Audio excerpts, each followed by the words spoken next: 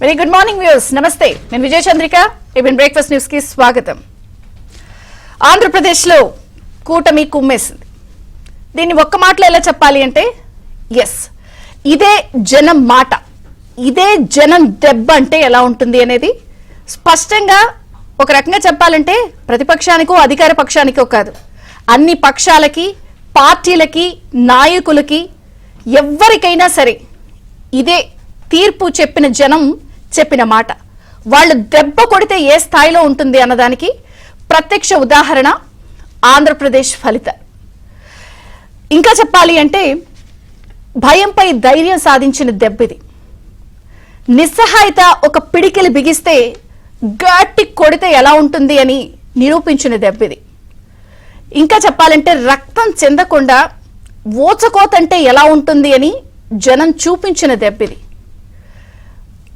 ఇంకా చెప్పాలి అంటే అసలు అరాచకమే నివ్వెరపోయేలా జనం చూపించిన దెబ్బది. అదే జన సునామీ, కూటమి సునామీ. నా భూతో నా భవిష్యత్తు అంటూ సంభ్రమాశ్చర్యాలకు గెలిచిన పార్టీలే ఔరా అనిపించేలా జనం ఇచ్చిన తీర్పిది. ప్రత్యర్థులు అసలు కకావికలం అయిపోయి ఎటు వెళ్ళిపోయారో కూడా అర్థం కాని పరిస్థితి ఇది. ఒక రకంగా చెప్పాలంటే 164 సీట్లతో కూటమి జయకేతను ఎగరవేసింది. మనం హుద్హుద్ తుఫాన్లు చూసాం, తిత్లీ తుఫాన్లు చూసాం. 250 కిలోమీటర్ల వేగంతో అసలు తీరం దాటితే ఎక్కడికక్కడ ముక్కలు అయిపోయిందని విన్నాం. కానీ కూటమి సునామీతో 164 సీట్ల వేగానికి 11 సీట్లతో జగన్ పార్టీ వైఎస్ఆర్సీపీ చతికిల పడింది. ఫ్యాన్ పార్టీ ముక్కలైపోయింది. అంటే ఇక్కడ ఒక విషయాన్ని గమనించాలి. అసలు ఇంత విషయాన్ని విశ్లేషించినప్పుడు చాలా విషయాలు మనం జాగ్రత్తగా గమనించాలి. అదేంటంటే అహంకారం తలకెక్కినా, లేకపోతే మనల్ని ఎవడరా ఆపేది, మనం ఏం చేసినా చెల్లుతుంది అని అనుకుంటున్నప్పుడు ప్రజలు చాలా జాగ్రత్తగా అన్ని గమనిస్తారు. సమయం వచ్చినప్పుడు కర్ర కాల్చి గట్టిగా వాత పెడతారు. అంతేగాని మనం అసలు మనల్ని కొట్టేవాడే లేదు అంటే జనమే కొడతారు. అందుకే నా ఓపెనింగ్ రిమార్క్స్లో అన్నాను, జనం కొట్టే దెబ్బిది. ఇది ఒక పార్టీ గెలుపో, లేకపోతే ఒక ప్రతిపక్షానిదో, లేకపోతే నలుగురు కలిసి ఒక కూటమి కడితేనో కాదు, ఇది ఖచ్చితంగా జనం గెలిపే. తమ రాష్ట్రం బాగుండాలనుకున్నారు, తమ రాష్ట్రం అభివృద్ధి పదంలో వెళ్లాలనుకున్నారు, అరాచకాన్ని సహించమని చెప్పారు క్లియర్గా. ఇవన్నీ కూడా విశ్లేషించినప్పుడు ఇవన్నీ కూడా కారణాలుగా మారతాయి. సో నిన్న జగన్ గారు కూడా వచ్చి ప్రెస్తో మాట్లాడినప్పుడు ఆయన అన్నారు, నేనే షాక్ అయ్యా అని. డెఫినెట్గా షాక్ అవుతారు. ఆయన ముందే చెప్పారు దేశమే షాక్ అయిపోతుందని. దేశం షాక్ అయిపోయింది, ఆయన షాక్ అయిపోయారు. గెలిచిన పార్టీలు కూడా సంభ్రమాశ్చర్యాలకు గురయ్యారు, గెలుస్తామన్నారు. కానీ జనం ఇచ్చిన షాక్ అంటే ఎలా ఉంటుంది, దేశం కూడా షాక్ అయ్యేలా ఉంటుంది. ఇక ఈ కారణాలు మనం జాగ్రత్తగా విశ్లేషించినప్పుడు ఒకటి, ఇందులో ప్రధానంగా ఈ కూటమి సునామీ సాధించడానికి ఫస్ట్ కారణం జనం.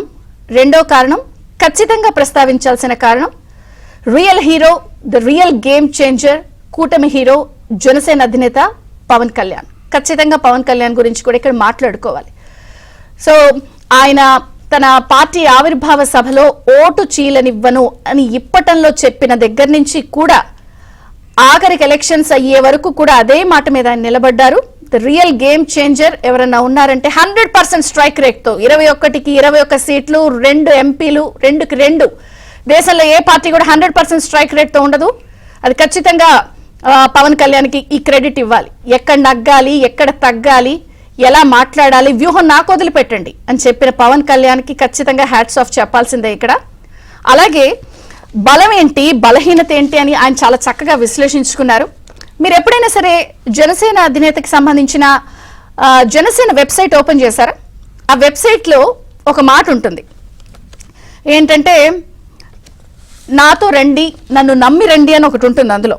సో వెబ్సైట్ ఓపెన్ చేసినప్పుడు నాతో రావడానికి మీరంతా సిద్ధమా అని ఉంటుంది అందులో. కానీ నిజంగా ఆయన చెప్పిన మాటను యాజ్ ఇట్ ఈజ్ మీరు ఏం చెప్తే అది ఫాలో అవుతామని గుడ్డిగా ఆ వెబ్సైట్లో స్టేట్మెంట్ని ఫాలో అయ్యారు అనేది స్పష్టంగా కనిపించింది. ఆయన నమ్మారు. రాష్ట్రం ముఖ్యం, అభివృద్ధి ముఖ్యం, ఈ అరాచకం అనేది వెళ్ళిపోవాలని చెప్పినటువంటి ఆయన ఇచ్చిన పిలుపుని జనం నమ్మారు. సో ఖచ్చితంగా జనానికి ఒక క్రెడిట్ అయితే కూటమి హీరో పవన్ కళ్యాణ్కి ఖచ్చితంగా ఇక్కడ క్రెడిట్ ఇవ్వాల్సిందే. 100% స్ట్రైక్ రేట్తో ఆయన వెబ్సైట్లో ఒక పిలుపిస్తారు, దాని ప్రకారం ఆయన వెళ్లారు. ఇంకా మరొక గేమ్ చేంజర్ కూటమిలో బీజేపీ. సో కేంద్రంలో వాళ్ళు వస్తామన్న కాన్ఫిడెన్స్తో ఖచ్చితంగా రాష్ట్రం బాగుపడాలంటే కేంద్రం సహకారం అవసరం అనేది అందరూ బలంగా నమ్మారు. రకరకాల గొంతులు వినిపించినప్పటికీ కూడా అందరూ ఏకమై ఓట్ ట్రాన్స్ఫర్ అవుతుందా అని సందిగ్ధంలో ఉన్నా కూడా చక్కగా ఓట్ ట్రాన్స్ఫర్ అంటే ఇలా అని చెప్పి నిరూపించారు. సో జనం, పవన్ కళ్యాణ్, కేంద్రంలో ఉన్నటువంటి బీజేపీ, ఇంకా టీడీపీ క్యాడర్, యువనేత నారా లోకేష్ అందరికీ కూడా ఖచ్చితంగా క్రెడిట్ ఇవ్వాల్సిందే.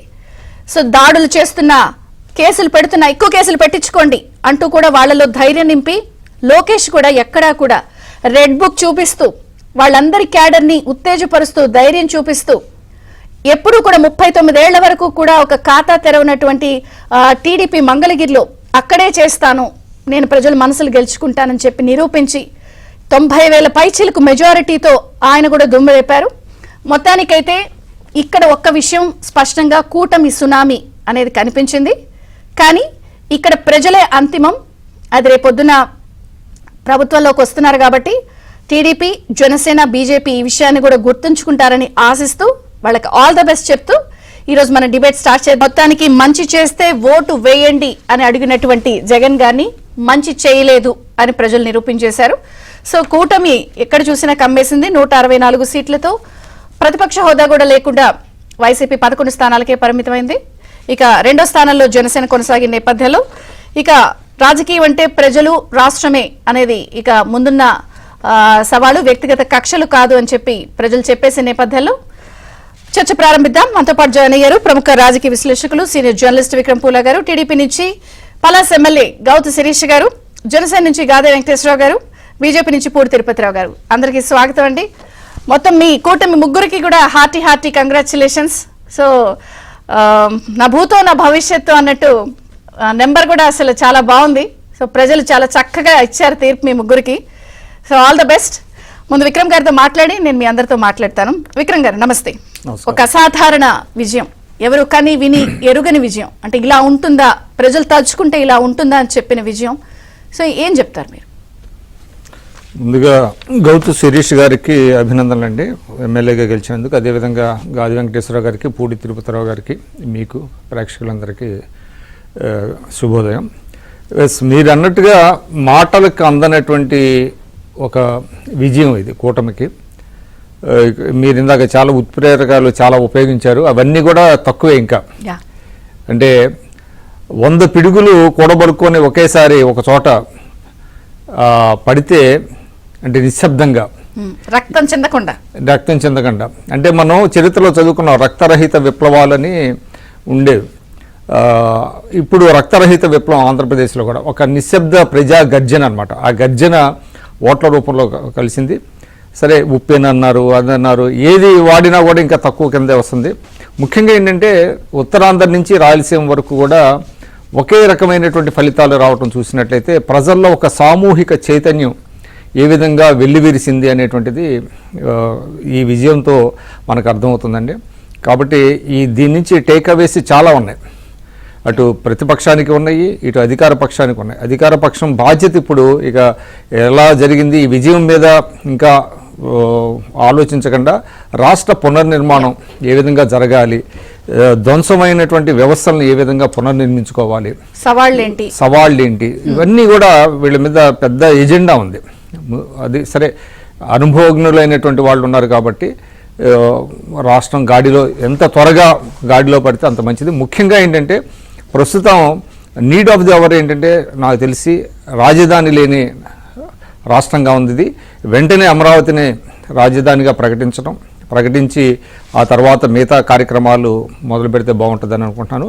తర్వాత మీరన్నారు ఇందాక పవన్ కళ్యాణ్ గారి రోల్ని కూడా మనం డెఫినెట్గా అందరూ అప్రిషియేట్ చేస్తున్నారు.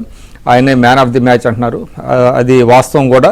ఎందుకంటే అసాధ్యం అనుకున్నది ఆయన సుసాధ్యం చేశాడు. చాలామంది ఇది సాధ్యం అవుతుందా, కూటమి వస్తుందా అని అనుకున్న దాన్ని ఆయన కొన్ని ఇబ్బందులు ఎదుర్కొన్నప్పటికీ కూడా దానిని సుసాధ్యం చేశారు. ముఖ్యంగా కూటమి కట్టడమే కాదండి, ఆయన 2-3 మాటలు ఉపయోగించారు.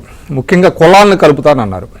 అంటే అక్కడ కులాలను కలపడం అంటే ఏదో కాపు కమ్మ లాంటి అగ్రకులాలనే కాదు, ఆయన చాలా కులాలను కూడా కలిపినట్టుగా మనకు కనపడుతుంది ఈ విజయం చూసినట్లయితే. ముఖ్యంగా ఈస్ట్ వెస్ట్ గోదావరిలో జరిగినటువంటి ఫలితాలను చూసినట్లయితే అక్కడ దళిత్స్ కావచ్చు, బీసీలు కావచ్చు, వీళ్ళందరినీ కూడా ఒక రకంగా చెప్పాలంటే ఆయన కులాలను కలిపారు, అందులో విజయం సాధించారు. ఇంకొక ఇదేంటంటే చంద్రబాబు నాయుడు గారి రోలు, ముఖ్యంగా డే 1 నుంచి ఆయన పార్టీని నడిపించినటువంటి తీరు, బిట్స్ అండ్ పీసెస్ అన్నీ కలుపుకుంటా, అదేవిధంగా ప్రజలకు అండగా ఉంటా, బాధితుల పక్షాన్ని నిలిచి అటు అన్ని అంటే ఎక్స్ప్లోర్డ్ ఆల్ ది పాసిబిలిటీస్ అనమాట. అంటే ఏ విధంగా సమస్యలను ప్రజల్లోకి తీసుకెళ్ళాలి, ప్రజా చైతన్యం కలిగించాలి అనేటువంటిది. అది న్యాయ పోరాటాలు చేశారు, ప్రజా పోరాటాలు చేశారు, ఎక్కడా కూడా ఆయన విశ్రమించలేదు. ముఖ్యంగా ఆయన జైల్లో 53 రోజులు ఉండి కూడా ఎక్కడో మొక్కవని ధైర్యంతో, అదేవిధంగా చాలా అవమానాలు పొందారు అసెంబ్లీలో. అసెంబ్లీ నుంచి ఆయన బహిష్కరించి తిరిగి నేను ముఖ్యమంత్రిగానే ఉంటాను, ఈ కౌరవ సభకు రాను అంటూ ఆయన ఈ మార్షల్ది అంటే తెలుగుదేశం శ్రేణుల్ని నడిపించినటువంటి తీరు, వాళ్ళని సమాయత్తం చేసినటువంటి తీరు, ఇది కూడా చెప్పుకోదగిందండి. అందువల్ల ఇది సామాన్యమైనటువంటి విజయం కాదు, మీరు చెప్పినట్టుగా సామాన్యమైన విజయం కాదు. పైగా ఆ శత్రువు అంటే రాజకీయ ప్రత్యర్థి, శత్రువు కాదు సారీ, ఆ రాజకీయ ప్రత్యర్థి సామాన్యుడు కాదు ఆయన. వాళ్ళు అన్ని రకాలైనటువంటి ఆయుధాలను ఉపయోగించారు. దానంతటికీ ఏంటంటే ప్రజా చైతన్యమే ఒక విరుగుడు అని చెప్పి ప్రజల్ని సెన్సిటైజ్ చేసుకుంటా నిరంతరం చేసినటువంటి పోరాటం చాలా స్ఫూర్తిదాయకం. నన్ను అడిగితే ఈ 5 ఏళ్ల కాలంలో జరిగినటువంటి అనేక సంఘటనలు మనం పరిశీలిస్తే అది ఒక పెద్ద చరిత్రలో ఒక సువర్ణాధ్యాయంగా మిగిలిపోతుంది. ముఖ్యంగా చంద్రబాబు నాయుడు గారితో పాటు పవన్ కళ్యాణ్ గారు కలిసి రావడం, ప్రజా సంఘాలు కూడా చాలా మంది మేధావులు సంఘంలో ఉన్నటువంటి వాళ్ళు వచ్చారు. అదేవిధంగా కొంతకాలం మనకి తెలుసు కమ్యూనిస్టులు కూడా కృషి చేశారు. కమ్యూనిస్టులు కూడా ఈ ప్రభుత్వ వ్యతిరేకతను వాళ్ళు చాలా అంటే సైద్ధాంతికంగా కూటమితో వాళ్ళు జతగా కలవలేదు, కానీ వాళ్ళు పోరాటాలను కూడా మనం తక్కువగా చూడటానికి లేదు. కాబట్టి ఇది ఒక సమిష్టి విజయంగా మనం భావించాలి. అయితే నిన్న జగన్మోహన్ రెడ్డి గారు ఆశ్చర్యం ఏంటంటే ఆయన ప్రజల ముందుకు వచ్చారు, for the first time perhaps press conference పెట్టాడు. సరే, ఆయన ఓటమికి తనని తాను బ్లేమ్ చేసుకోకుండా, ఓటమి బాధ్యతను తాను స్వీకరించకుండా, ప్రజలను బ్లేమ్ చేసే విధంగా నేను ఎన్నో చేశాను అయినప్పటికీ ఓట్లు ఎటుపోయాయో అన్నట్టుగా నిర్వేదం, ఆవేదన, నిస్సహాయత, ఆయన కళ్ళలో 2 కన్నీటి చుక్కలు కూడా కనపడి, అంటే మాట రాలేదు. ఇన్ని సంవత్సరాలు అన్ని వర్గాలని కళ్ళమటి నీళ్లు తెప్పించినటువంటి జగన్మోహన్ రెడ్డి గారు ఆయన కూడా కళ్ళమటి నీళ్లు పెట్టుకున్నాడు. కానీ అది ఎవరు క్షంతవ్యం కాదు, క్షమార్హం కాదు ఆయన చేసినటువంటి పనులు, ఆయన వైఫల్యాలు, ప్రభుత్వ వైఫల్యాలు. కాబట్టి ఎజెండా చాలా ఉంది చంద్రబాబు గారి ముందు, పవన్ కళ్యాణ్ గారి ముందు. అదేవిధంగా ప్రజలకు ఇచ్చిన హామీలను నెరవేర్చుకోవాలి. కాబట్టి రాబోయే రోజుల్లో ఏ విధంగా, అదేవిధంగా ఇంకోటి ఏంటంటే moreover Telugu Desam party is going to play major role at national politics, అది కూడా ఉంది. అదేంటంటే రాష్ట్రానికి ఉపయోగపడేది. ఎందుకంటే కేంద్రం నుంచి ఇంకా మనకి అనేకం రావాలి, అది తెచ్చుకోలేకపోయారు 5 ఏళ్ళు. కాబట్టి ఒక మంచి అవకాశం కూడా లభించినట్లయింది. కాబట్టి ఏదైనా మంచి రోజులు వచ్చాయి రాష్ట్రానికి అని అనుకోవాలి. TDP MLA, పలాస్ MLA Gautam Sirish గారితో మాట్లాడదాం. ఎమ్మెల్యే గారు, నేను ముందే చెప్పాను మీకు ఆల్రెడీ అడ్వాన్స్ కంగ్రాచులేషన్స్ అని. కరెక్ట్ గా మనకి కౌంటింగ్ 2 రోజుల ముందు వచ్చారు డిబేట్ కి. ఇప్పుడు అడ్వాన్స్ కాదు, రియల్ కంగ్రాచులేషన్సే. Hearty congratulations. ఏంటి, రాష్ట్రానికి మంచి రోజులు వచ్చేసినట్టేనా? ఇక గురుతర బాధ్యత, ప్రజలు మీకు 164 సీట్లు ఇచ్చి మీ కూటమికి కట్టబెట్టారు. సో మీ అధినేతకు కూడా కంగ్రాచులేషన్స్. ఆయన ఎప్పుడు కూడా ఫినిక్స్ పక్షిలాగానే లేస్తారు, ఒక కెరెక్టర్ లాగా. యావత్ దేశానికి కూడా ఇప్పుడు ఆయన ఒక బెస్ట్ ఎగ్జాంపుల్ సెట్ చేశారు. సో ఈ విజయంపై మీ ఫస్ట్ కామెంట్ ఏంటి? మేడం మ్యూట్ ఉన్నారు. గుడ్ మార్నింగ్ మేడం, మీకు ప్యానెల్ లో ఉన్న ఇతర సోదరులందరికీ నమస్కారాలు. ముఖ్యంగా ఏబిఎన్ ప్రేక్షకులకి, మన ఆంధ్ర రాష్ట్ర ఓటర్లకి, ప్రజలకి అందరికీ కూడా నిజంగా నా ధన్యవాదాలు. ముఖ్యంగా 2019లో ఒక్క ఛాన్స్ అని ఇచ్చారో, అన్ని తెలిసి ఇచ్చారో తెలియక జగన్మోహన్ రెడ్డి గారికి ఛాన్స్ ఇచ్చినప్పుడు చాలా బాధపడ్డాం, భయపడ్డాం. మళ్ళీ రాష్ట్రం బాగుపడుతుందని. కానీ నిజం తెలుసుకొని ఆంధ్ర రాష్ట్ర ఓటర్లు ఒక అసమర్థ పార్టీ మీద అసమర్థ నాయకత్వం మీద తిరుగుబాటు చేస్తే ఇంకా అద్భుతంగా ఇలాగ 2 చంపులు వాసిపోయేటట్టు ఇస్తారా అన్నదా ఈ రోజు ఆంధ్ర రాష్ట్ర ఓటర్ల తీర్పు ఉంది. నిజంగా వాళ్ళందరికీ మీ ద్వారా నా మనస్ఫూర్తిగా ధన్యవాదాలు తెలుపుకుంటున్నాను. ఇక 164 సీట్లతోని వచ్చిన ఘన విజయంతో పాటు చాలా బాధ్యత కూడా ఉంది మేడం. ఎందుకంటే 5 సంవత్సరాలు 151 సీట్లు ఇచ్చినా 5 సంవత్సరాలు రాష్ట్రాన్ని పూర్తిగా నాశనం చేసి అప్పులు ఊదిలో వదిలి వెళ్ళిపోతున్న జగన్మోహన్ రెడ్డి గారితో ఈ రోజు ఆంధ్ర రాష్ట్ర ప్రజలు చంద్రబాబు నాయుడు గారి గురించి దగ్గర నుంచి, అలాగే పవన్ కళ్యాణ్ గారి దగ్గర నుంచి, ముఖ్యంగా కేంద్రంలోని మొదటిసారి చరిత్ర తిరగరాస్తూ 3వసారి అధికారంలోకి వస్తున్న మోడీ గారి దగ్గర నుంచి ఆంధ్ర రాష్ట్రం మీద మాత్రం చాలా ఎక్స్పెక్టేషన్స్ ఉన్నాయి.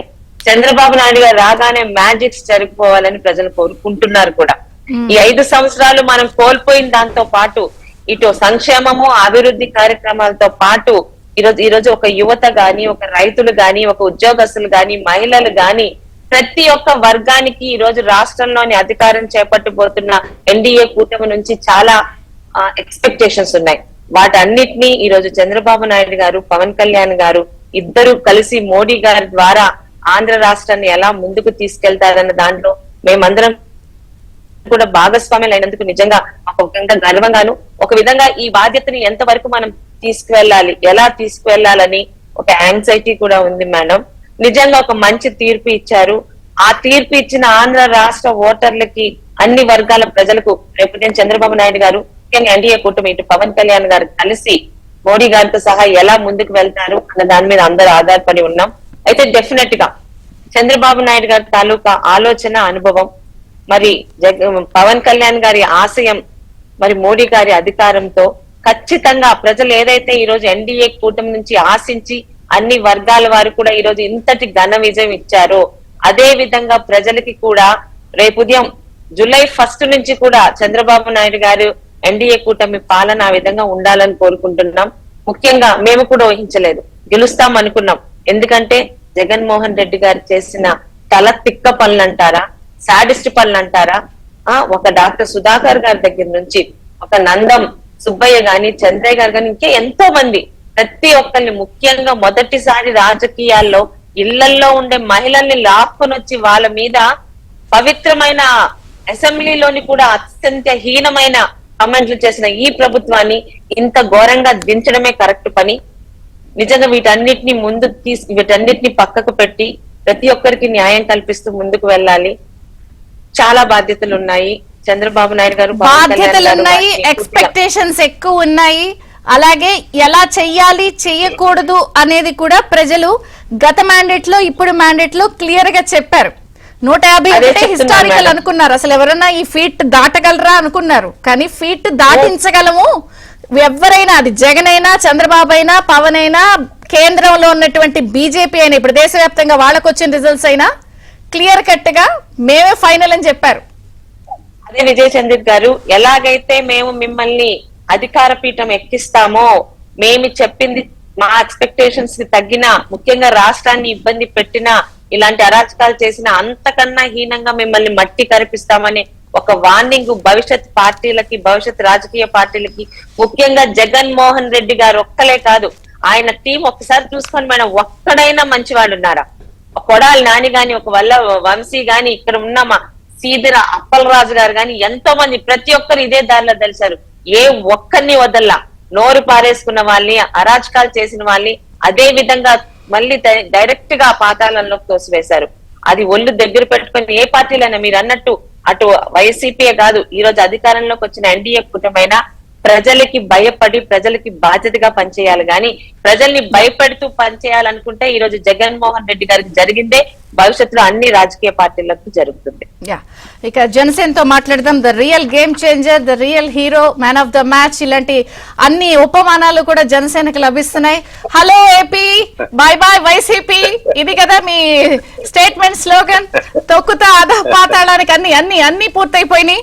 సో ఏంటి మీ జనసేన వెబ్సైట్ కూడా నేను నిన్న ఓపెన్ చేశాను. నేను ఏముంటది అసలు వీళ్ళది మామూలుగా వెబ్సైట్ అని నేను చాలా పర్టికులర్ గా చూస్తే, నాతో రావడానికి సిద్ధమా అని మీరు పెట్టిన స్టేట్మెంట్ ని సిద్ధమే అని ఎగబడిపోయారు. సో ఏంటి 100% స్ట్రైక్ రేట్, కంగ్రాచులేషన్స్. దేశంలో ఇలా మళ్ళీ ఉంటుందో ఉండదో కూడా సహనం అంటే ఎలా ఉండాలి అనే దాన్ని కూడా చూపించారు మీరు. చెప్పండి, ఏం చెప్తారు? Thank you. ముందుగా యావత్ ఆంధ్ర రాష్ట్ర ప్రజలందరికీ కూడా జనసేన పార్టీ తరఫు నుంచి ధన్యవాదాలు చెప్తున్నాను, మా నాయకుడి నుంచి మరీ ముఖ్యంగా. ఎందుకంటే ఒక వ్యక్తిని నమ్మి ఏదైతే ఒక నిర్ణయం తీసుకున్నాడో,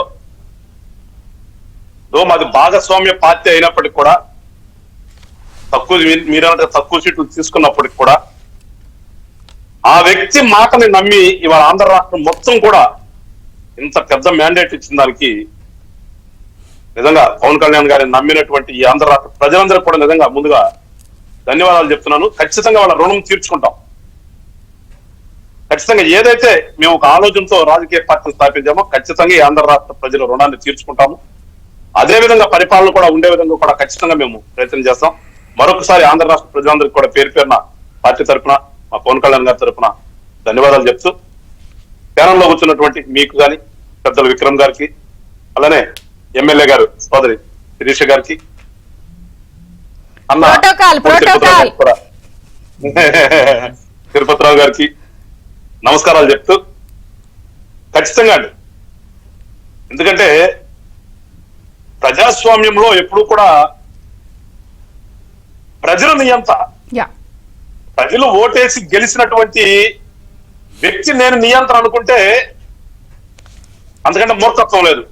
ఆ మూర్ఖత్వం ఇవాళ మనం చూసాం ఇవాళ. ఎందుకంటే ఇందాక విక్రమ్ గారు చెప్పినట్టుగా ఫస్ట్ టైం మీడియా ముందుకు వచ్చి ఎవరు మోసం చేశారో అనే మాట అది నోటినంతే విన్నాం. మోసం చేశారు కానీ అనలేను. ఎట్లా అంటావు? మోసం చేసింది నువ్వు కదా. ఎవరు మోసం చేశారో అన్యాయం చేశారో అనడానికి ఆధారాలు లేవు, అనలేను అన్నట్టుగా ఏదో మాట్లాడాడు పాపం. ప్రజలను మోసం చేసింది నువ్వు కదా. నిన్ను ప్రజలు మోసం చేశారు. నేను ప్రజలు మోసం చేస్తే 150 సీట్లు నీకు ఎట్లా వస్తారప్పా? నువ్వేదో ఒక్క ఛాన్స్ అని చనిపోయిన వాళ్ళ యొక్క భావోద్వేగాన్ని తీసుకొస్తే నేను నమ్మారు, ప్రజలు నమ్మారు. ప్రజలు నిన్ను నమ్మి 150 సీట్లు ఇస్తే ఏం జరిగింది రాష్ట్రంలో? ఏం జరిగింది రాష్ట్రంలో? ఎవరు మర్చిపోయారు? అతను జనం మర్చిపోతారు. ఏముందో నేను ఏదో నొక్కేశాను మాట్లాడితే నొక్కాననే పదం చెప్తే అంతకుమించి ఆయన సభల్లో చెప్పింది ఏముందా అండి? ఏంటి నొక్కింది? ఏమి నొక్కావు? ఎవరే నొక్కావు? నీ సంపాదన నిచ్చేవండి. ఎప్పుడు మోసం అనే మాట వస్తుంది? నా స్వార్జితం, ఆ స్వార్జితాన్ని నేను మీకు ఇస్తే మీరు నాకు రివర్స్ గా చేస్తే అప్పుడు చంద్రిక గారు మీరు మోసం చేశారంటాను నేను. ఏమి నీకు ప్రజల సొమ్ముతో బతకటానికి, ప్రజల సొమ్ముతో నువ్వు విలాసాలుగా తిరగటానికి నీకు ప్రజలు హక్కు కల్పిస్తే నువ్వు మోసం చేసి రాష్ట్రాన్ని నాశనం చేసి వాళ్ళు వచ్చి మోసం చేశారని ఎట్లా మాట్లాడతారని ఆ మాట నోట్లోంచి ఎట్లా వచ్చింది అసలుకి? సో నేను ఎప్పుడు అంటాను, ప్రతిసారి డిబేట్ లో నేను అనేది వైఎస్ఆర్ పార్టీ అనేది అది రాజకీయ పార్టీ కాదు, అది ఒక దొంగల సమూహం అని చెప్పేసి నేను పదే నేను ఎందుకే దొంగల సమూహం కాబట్టి అంత డిజాస్టర్ గా వాడిపోయారు. అదే రాజకీయ నాయకులు 10 మంది ఉన్నా కానీ, అంటే ఇప్పుడు 10 మంది గెలిచారు కాబట్టి ఇవాళ అన్నాను నేను, ఒక 10 మంది అయినా సరే రాజకీయ నాయకులైనా వాళ్ళు ఉండుంటే ఇవాళ ఆ పార్టీ అంత నీచంగా వాడిపోయారు కదా. ఇవాళ దాంట్లో ఎవరు నేర్చు చెప్పుకోవడానికి రాజకీయం తెలిసిన వాళ్ళు లేరు, రాజకీయం అంటే అర్థం తెలిసిన వాళ్ళు లేరు. అందుకని ఇవాళ ఆవిడ పరిస్థితి అంత హీనంగా తయారైంది ఇవాళ. అంటే మనకు ప్రజలు ఒక హక్కు మనకు కట్టబెట్టారంటే మనం ఏం చేయాలి? మనకు అనేక ఆలోచనలు లేకుండా ఎవడిని చిన్నదామా, కళ్యాణ్ లేచిన దగ్గర నుంచి ఏ పక్కన ఏ మట్టి కొట్టుంటే చూవేద్దామా, ఎక్కడ మినరల్ ఉంటే తీసుకెళ్ళిపోదామా, ఎవడు ఉంటే వాడు మనకేమన్నా నోరెత్తే వాడి మీద కేసు పెడదామా, వాడిని బూతులు తిరదామా అనే ఆలోచన తప్పితే దీంట్లో ఉన్నవాళ్ళు ఎవరన్నా కానీ అదే మనకు 151 సీట్లు ఇచ్చారే మన రాష్ట్రాన్ని బాగు చేయాలి అని ఆలోచన చేసినటువంటి పెద్ద మనిషి ఎక్కడున్నారండి? కూడా ఎంటైర్ క్యాబినెట్ లో ముఖ్యమంత్రి ప్లస్ ఇంకొక మినిస్టర్ తప్పితే మొత్తం ఓడిపోయారంటే అర్థం ఏంటండి? ఇంతగా నాకు తెలిసిన తర్వాత నాకు తెలిసైతే ఇంత పెద్ద ఎత్తున క్యాబినెట్ లో వాళ్ళు మొత్తం ఓడిపోవడం అనేది నేనైతే ఎప్పుడు చూడలేదండి. మరి విక్రమ్ గారికి కొంచెం తెలియాలి, విక్రమ్ గారు చెప్తారు తర్వాత. నాకు తెలిసినంత వరకు ఒక ప్రభుత్వంలో ఉన్నటువంటి మంత్రి మండలి నుంచి cabinet is nothing but the governance replica. అది గవర్నెన్స్ వాళ్ళు అంటే ఒప్పుకోలేదు గవర్నెన్స్ ని కంప్లీట్ గా వాడిపోవటం అంటే నాకు తెలిసినప్పుడు నాకు తెలీదు ఇంత దుర్మార్గంగా. అంటే అర్థం ఏంటి? ఇవాళ ఆయన వచ్చి ఏదో ప్రజల ముందుకు వచ్చేసి నేనేదో నొక్కాను, మా అక్రమాల చెల్లెమ్మకి ఇచ్చాను, నేను మళ్ళా వచ్చాను. ఎవరికి ఇచ్చావు? లేకపోతే ఇవాళ కొత్త ఆంధ్ర రాష్ట్రంలో ఈ సంక్షేమ పథకాలు, ఈ పెన్షన్లు ఇవ్వటం కానీ, లేదంటే పిల్లలకు స్కాలర్షిప్ ఇవ్వటం కానీ, ఆ స్కాలర్షిప్ పేర్లు మార్చి పెట్టే చెప్తే నువ్వు చేసిందే ఉందబ్బా. నవరత్నాలు దానికన్నా కానీ నేను చెప్తాను, నవరత్నాలు మాట్లాడితే నవరత్నాలు అనేది ఇంత ముందు ఉన్నటువంటి పథకాలే కదా. పథకాల పేర్లు మార్చి నీ పేరు పెట్టుకున్నావు, నీ నాన్న పేరు పెట్టుకున్నావు. సరే కదా, కొంచెం ఫైట్ గా మార్చి అంత మించి ఏముంది? ఏం లేదు కదా. ఏదో నేను ఇచ్చాను, నన్ను మోసం చేయడం. ఎవరు డబ్బు ఇచ్చావు? మళ్ళా చెప్తారా, మళ్ళీ అడుగుతారా, ఎవరు డబ్బులు ఇచ్చారు? మీ డబ్బులు ఇచ్చారు మీరు? ఈ 5 సంవత్సరాలు మీరు బతకడానికి కూడా ప్రజలు డబ్బు చొప్పుని బతికారు. మీరు మీ ఇంట్లో కిటికీలకు కూడా లక్షలు ఖర్చు పెట్టారు. మీ ఇంట్లో టీ తాగడానికి లక్షలు ఖర్చు పెట్టారు. ఇవన్నీ ఎవరు డబ్బు? ఎట్లా ప్రజలు మోసంటారంటారు? ఆ మాట్లాడటానికి మళ్ళీ ఒకసారి ఆత్మ పరిచయం ఆయన చేసుకోవాలి. ఆయన రాజకీయాల సహజం గెలిపోవటం అనేది, కానీ ఆ మాట మాట్లాడేందుకు నేను సార్ మాట్లాడాను. చాలా తప్పు మాట్లాడాడు ఆయన అయితే, నిన్నైతే మాత్రం. ఎందుకంటే తప్పు అంటే వాళ్ళ తెలియదు, అప్పుడు తప్పులు వాళ్ళు తెలుస్తా కదా. తప్పులు వాళ్ళని తెలిస్తే వాళ్ళంత ధర్మార్గం వాడిపోతారు కదా. కానీ మళ్ళీ ఒకసారి ఆంధ్ర రాష్ట్ర ప్రజలకి ఇంత పెద్ద ఎత్తున నమ్మి మీరు ఇవాళ తీర్పునిచ్చినందుకు ఖచ్చితంగా మా మీద పెద్ద బాధ్యత ఉంది, చాలా పెద్ద బాధ్యత ఉంది మాకు. ఎందుకంటే అంతగా చూడండి, అసలు ఎక్కడ చూసినానండి గెలిచిన వాళ్ళకి 30లు 40లు 70లు మెజార్టీ తప్పితే ఎక్కడా కూడా 10,000 లోపుతో గెలిచినటువంటి వాళ్ళు మా కూటమిలో నాకు తెలిసి ఒకళ్ళిద్దరే ఉన్నారేమో, కానీ ఒకళ్ళిద్దరే, ఐ థింక్ ఒకళ్ళిద్దరే ఉన్నారు 10,000 లోపు. మొత్తం ఎంత పెద్ద మెజారిటీలు, ఎందుకంటే లోక్సభకు వచ్చినంత మెజారిటీలు వచ్చినాయండి ఒక్కొక్కట. లోకేష్ గారు 30,000, మా పవన్ కళ్యాణ్ గారు 70,000, ఇంకా అక్కడ 95,000 పల్లా శ్రీనివాసరావు గారికి.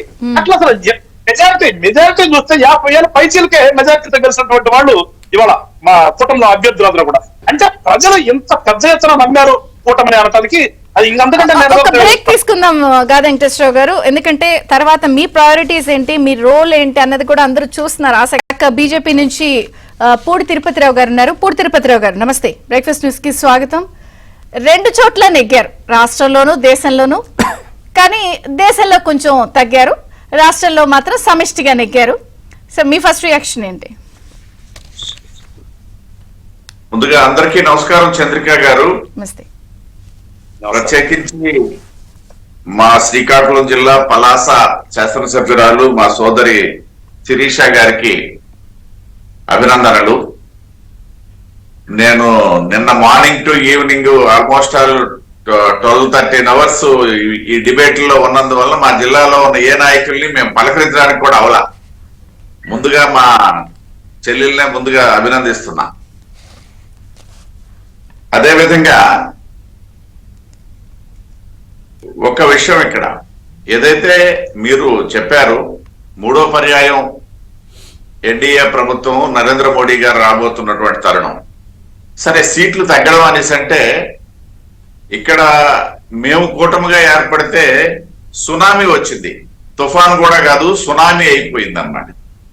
అదే అక్కడ కూటమి ఏర్పడినా కూడా మా అధికారానికి డోకా లేకుండా గెలవగలిగినటువంటి సత్తా ఇవాళ నరేంద్ర మోడీ గారికి ఉంది అనేసి అంటే ఆ విషయంలో కూడా ప్రజలు ఇచ్చినటువంటి తీర్పుకి దేశ ప్రజలందరికీ కూడా భారతీయ జనతా పార్టీ సవినయంగా ధన్యవాదాలు తెలియజేస్తున్నాం. ఇక్కడ మనం గమనించాల్సినటువంటి అంశాలు ఏంటంటే,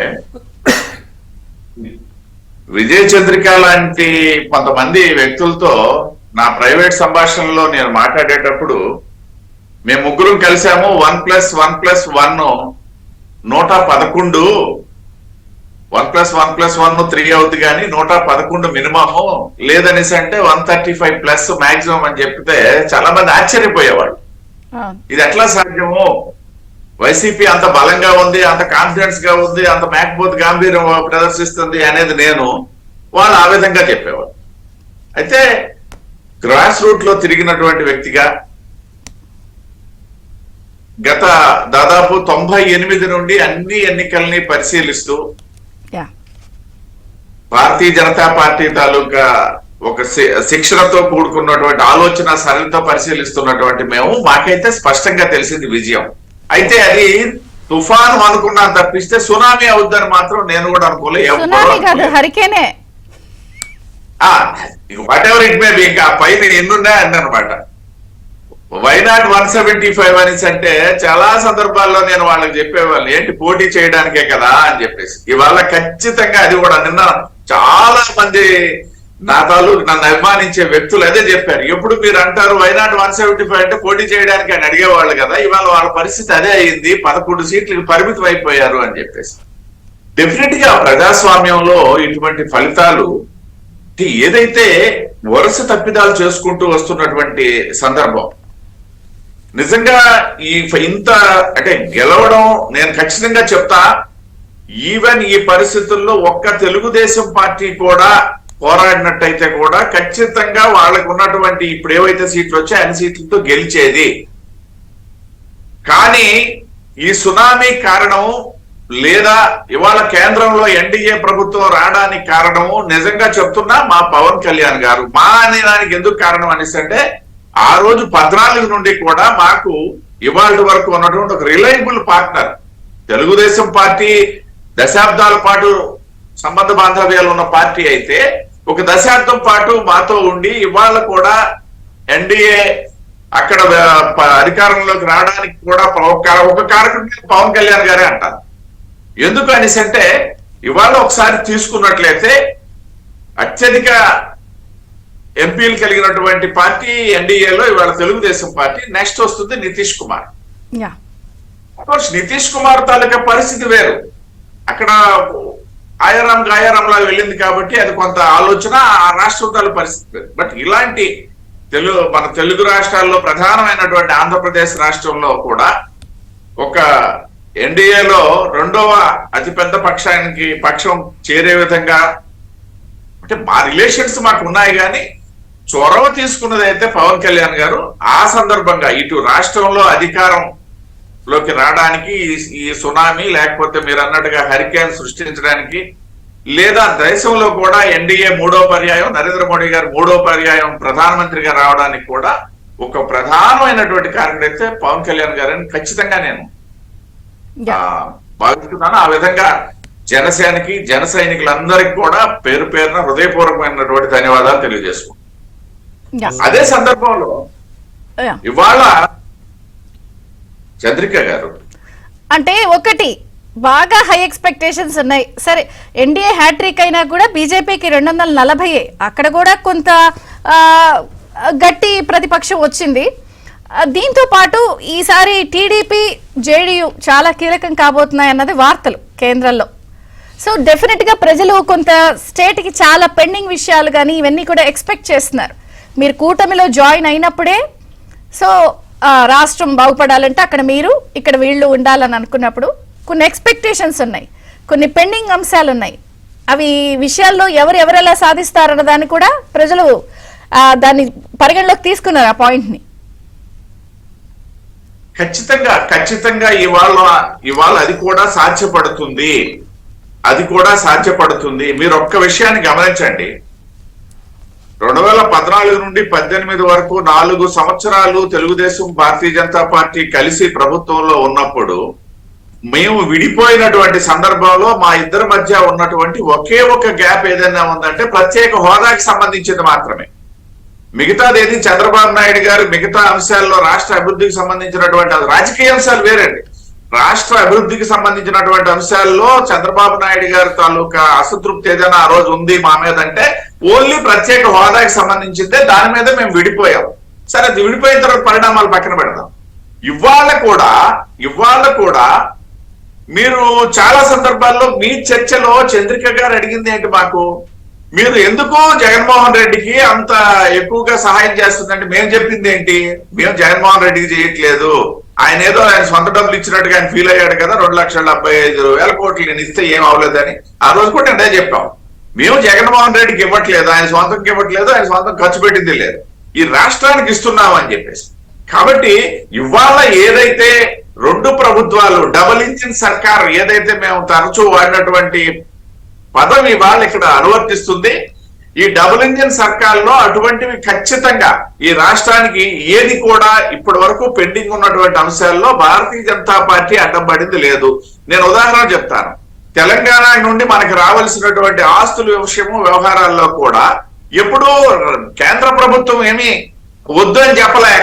అక్కడ ఉన్నటువంటి ప్రభుత్వం కేసీఆర్ ప్రభుత్వంతో ఆనాడు ఉన్నటువంటి వ్యతిరేక పరిస్థితులు వేరైతే మొన్న జగన్మోహన్ రెడ్డి గారు వెళ్ళి అక్కడ ఆయన కాలు మీద పడిపోయాడు కాబట్టి మొన్న జరిగినటువంటి. కాబట్టి కేంద్ర ప్రభుత్వానికి రాష్ట్ర విభజన సంబంధించి ఏమి చేయాలో అవి చేయడానికి ఎక్కడ ఇబ్బందులు లేవు, ఏనాడు వెనకాడలేదు. ఇవాళ డబుల్ ఇంజిన్ సర్కార్ వచ్చినందువల్ల అంతకి మరింత వడ్డీతో సహా రాబట్టుకోవడానికి కూడా అవకాశం ఉంది రాష్ట్రానికి. ఇంకొక విషయం ఏంటంటే అది రాబట్టుకున్నాడు మాత్రమే. విధ్వంసమైనటువంటి 5 సంవత్సరాల పాలనలో రాష్ట్రం నష్టపోయినటువంటి అన్ని అంశాలు ఖచ్చితంగా రాబట్టుకున్నాడు మాత్రమే ఈ రాష్ట్రం అభివృద్ధి చెందుతుంది. అంత విధ్వంసం జరిగింది.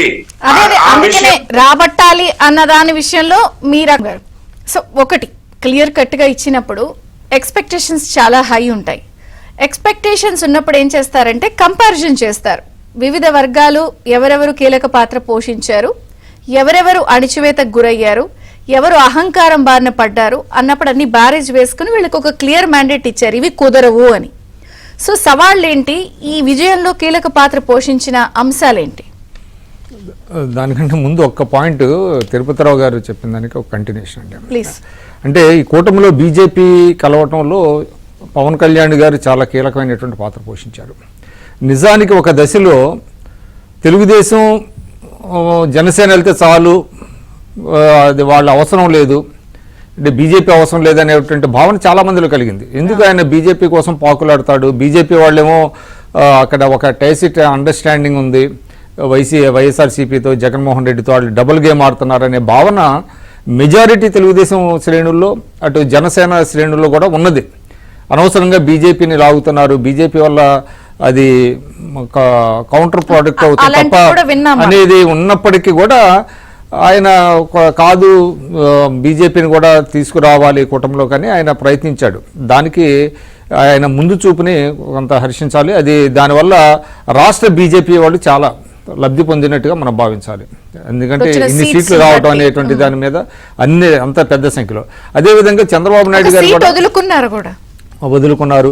చంద్రబాబు నాయుడు గారు కూడా 2019 తర్వాత ఆయన ఈక్వల్ డిస్టెన్స్ మెయింటైన్ చేస్తున్నామని ఆయన ఒక ప్రకటన ఇవ్వడం, దాంతో ఒక ఓపెన్గా ఉండటం అనేటువంటిది కూడా ఆయన రాజనీతిజ్ఞతకి అదొక నిదర్శనం. అంటే రాజకీయాలు ఎంత డైనమిక్గా ఉంటాయని చెప్పడానికి నేను చెప్తున్నాను అనమాట.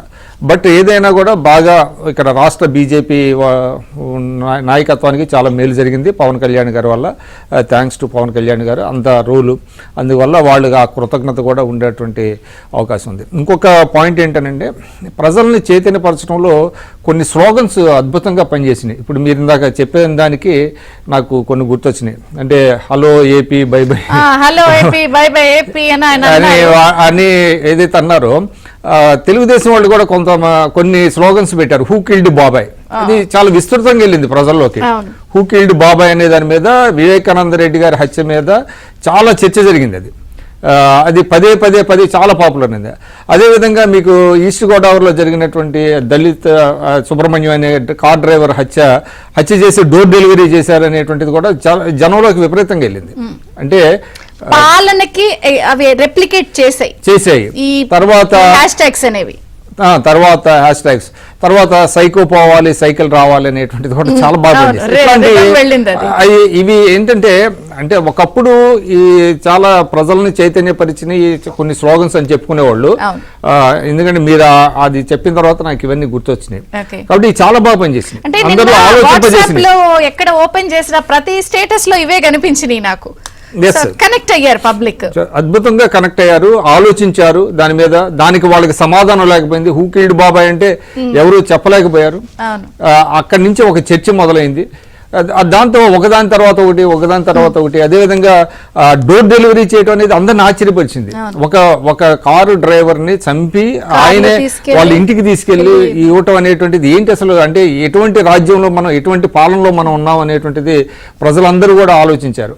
కాబట్టి ప్రతి చిన్న అంశం కూడా చాలా బాగా పనిచేసిందండి. అదేవిధంగా ద వే హీ అబ్యూజ్డ్ కొన్ని అంటే కోర్టులను కూడా ఆయన అబ్యూజ్ చేశాడు. అంటే హైకోర్టు ఒక తీర్పిస్తే మళ్ళీ పైకోర్టుకి వెళ్ళటం, కింద కోర్టు ఒక తీర్పిస్తే మళ్ళీ దానికి పైగా అంటే ప్రజల డబ్బుతో వెళ్ళటం, ఇవన్నీ కూడా ప్రజల్ని ఆలోచింపజేసినటువంటి పరిస్థితి. కాబట్టి ఇలాంటి మనం చాలా ఉన్నాయి. అందుకనే నేను చెప్పా, దీన్ని విశ్లేషిస్తే చాలా పెద్ద ఒక్కరోజు సరిపోదు. వీళ్ళ ప్రమాణ స్వీకారం చేసి గవర్నెన్స్ స్టార్ట్ చేసే వరకు కూడా రోజుకో పాయింట్ చెప్పుకోవాలి. సరే, ఇప్పుడు మీరు అన్నట్టుగా ఏంటంటే ఎజెండా చాలా పెద్దది. దాని మీద ముఖ్యంగా ఏంటంటే ప్రజల డబ్బుని తినేశారు, ఇష్టానుసారం సహజ వనరులను కొల్లగొట్టారు. అవన్నీ కక్కించాలి ముందు, అది కూడా చట్టపరంగా చేయాలి.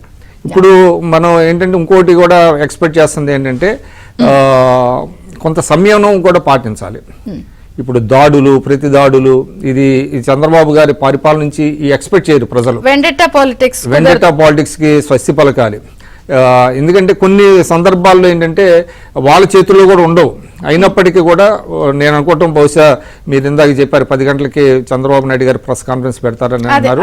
ఆయన బహుశా అప్పీల్ కూడా చేస్తారని నేను అనుకుంటున్నాను. బికాజ్ ఆయన మనస్తత్వం మనకు తెలుసు కాబట్టి there is no room for vendetta politics. రాష్ట్రం ముందు ఈ విధ్వంసాన్ని మళ్ళీ తిరిగి పునర్నిర్మించాల్సినటువంటి అవసరం ఉంది. కాబట్టి సరే, ప్రయారిటీస్ ఫిక్స్ చేసుకుంటారు. నేను అనుకోవటం ముందు అన్ని రంగాల్లో శ్వేతపత్రాలు విడుదల చేయాలి, ప్రజలకు వాస్తవాలు తెలియాలి.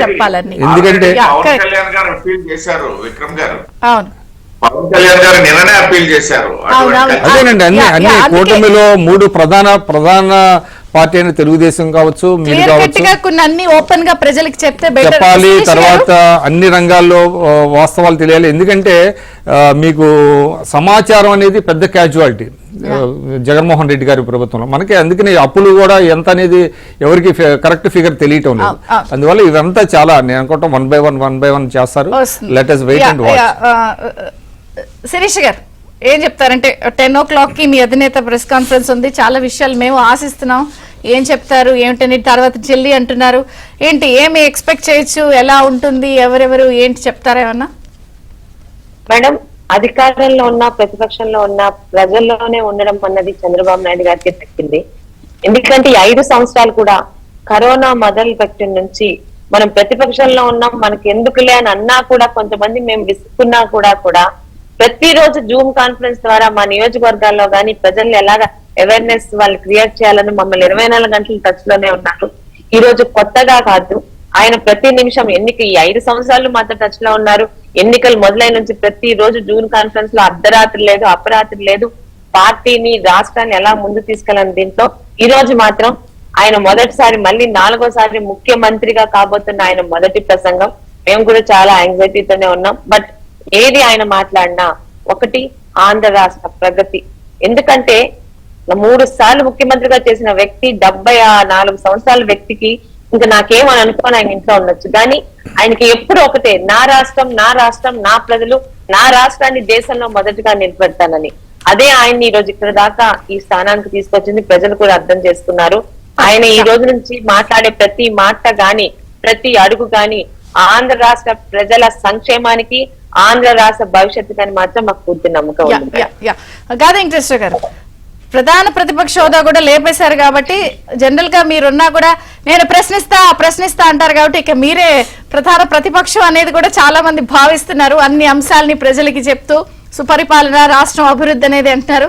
సో రోల్స్, ప్రయారిటీస్ ఎలా ఉండొచ్చు?